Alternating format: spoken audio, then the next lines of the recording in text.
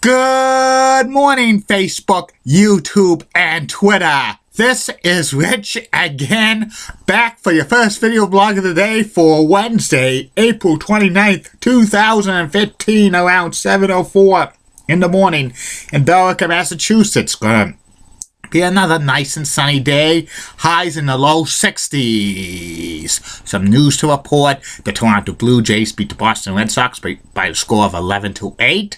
In the NBA playoffs, the Houston Rockets advanced to the second round, and the Spurs are up 3-2. And the first round of the Stanley Cup playoffs ends tonight with Game 7 between Tampa Bay Lightning and the Detroit Red Wings in Tampa Bay. The game's going to be on NBC, SN, CBC, TVA Sports for French-Canadian viewers, and also Fox Sports Detroit and Fox Sports Florida. And that's about it on the news. My first video subject of the day is about the former tag team, the Hollywood Blondes, which was Stunning Steve Austin and Flying Brian Pillman in WCW from January 1993 through October 1993. The Hollywood Blondes were a short-lived 9-month tag team, but they were so amazing.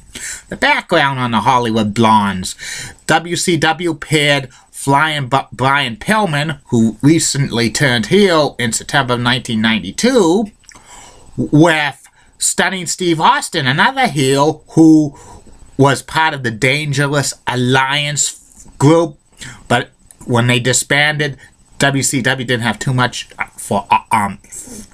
had nothing planned for Stunning Steve Austin, so they paired him with Flying Brian Pillman. Originally, they were just Pillman and Austin, but they got the idea for the name the Hollywood Blondes by Scott Levy, who was wrestling in WCW at the time as Scotty Flamingo. He turned to be Johnny Polo in the WWE and Raven in ECW, and he came up with the name with the Hollywood Blondes. And then Pillman and Austin were nicknamed the Hollywood Blondes, and they wore matching ring trunks and matching boots, and they would imitate like cameramen for Hollywood and stuff, and they said your brush with greatness is over. And Pillman and Austin dominated the tag team scene in WCW. They feuded with Ricky the Dragon Steamboat and Shane Douglas. They had so many great matches with them in the January through March time period. They had a match at the Clash of the Champions in January 1993, which was great. Steamboat and Douglas won by disqualification. And then they continued to have matches at house shows.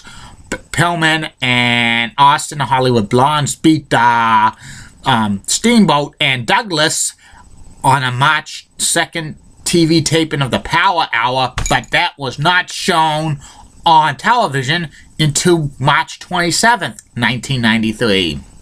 And then Pillman and Austin continued to feud with Steamboat and Douglas, but then there was a new tag team that they feuded with, Dos Hombres, which was Mexican mass wrestlers, but they weren't really Mexican. They were actually Ricky the Dragon Steamboat and Shane Douglas playing masked luchadors, and they were going to have a match at Slamboree 1993, but Shane Douglas was fired by WCW, but they did not cancel the match.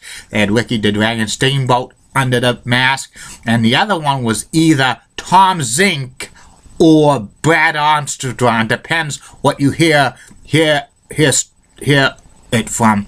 Some people said it was Tom Zink, some people said it was Brad Armstrong. The Hollywood Blondes had a match for the WCW tag team titles, defending them against Dos Hombres at Slamboree 1993. It was an awesome match, but the Hollywood Blondes won, and they retained the WCW tag team titles.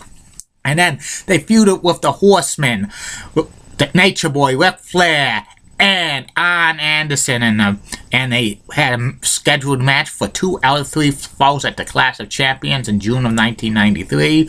But before that, the promos leading up to the match was great, with Pillman and Austin imitating Ric Flair and Arn Anderson being old and over the hill, and also they mocked the Flair for the Gold talk show segment, which Ric Flair was doing in WCW around that time. They called it Flair for the Old, and the skits Austin and Pillman were doing were so funny.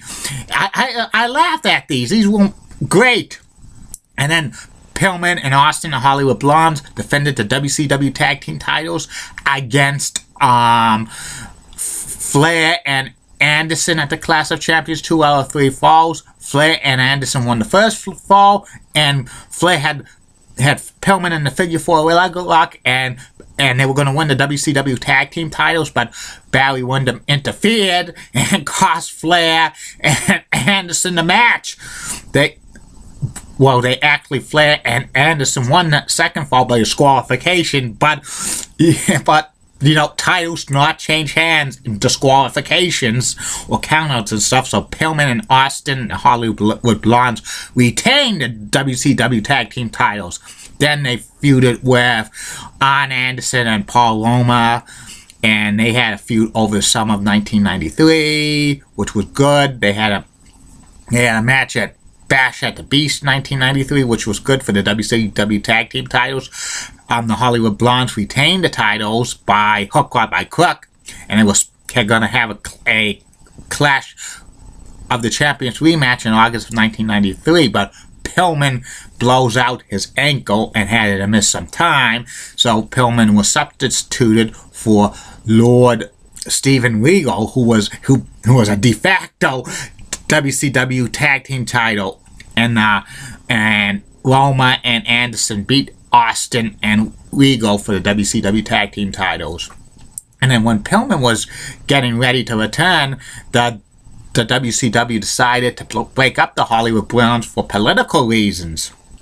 And there was a rumor going around, the reason why the Hollywood Blondes were broken up is for the Clash of Champions match in June 1993, because they won the main event. That Clash of Champions on TBS drew the lowest Clash rating up to that point, and WCW's officials thought the Hollywood Blondes weren't a long-term draw, so they broke them up. And Study Steve Austin acquired the services of manager Colonel Robert Parker. Pillman did not like that. Pillman was trying to get Austin to break away from Colonel Rob Parker, but when Pillman attacked him on an episode of WCW Saturday Night with Colonel Rob Parker, Steve Austin attacked him, and it broke up the Hollywood Blondes, and Pillman and Austin feuded for several months in WCW, but this feud was like a mid-card comedy feud, and some of the matches had to do with Pillman putting Colonel Robert Parker in a chicken suit. Really disappointing that the Hollywood Blondes only had a 9-month togetherness as a tag team. I thought the Hollywood Blondes was a great tag team that should have been around several years. There were rumors in 1995 that the Hollywood Blondes were going to reunite with Pillman and Austin, and even Austin suggested that to WCW officials. He wanted to rejoin the Hollywood Blondes. He wanted to reform the Hollywood Blondes with Flying Brian Pillman, but they shot that idea down. And the Hollywood Blondes were like a great tag team, but you cannot like put them up there with the best, because they were only a tag team for only 10 months, but they were so good. The promos with the Hollywood Blondes were amazing. I'm very surprised that WWE did not have a version of the Hollywood Blondes. And that's about it on that. Be back later, Facebook, YouTube, and Twitter with 2 more video blogs. First will be about LRTA bus route number 4, Lowell Kennedy Center to Shaw Stevens, and the third and final video blog of the night will be the personality profile of former Cleveland Cavaliers center Brad Daugherty. Have a good day, keep calm, and I'm a Julie Broughton guy. In the words of D. Patel last week, no bus, bye.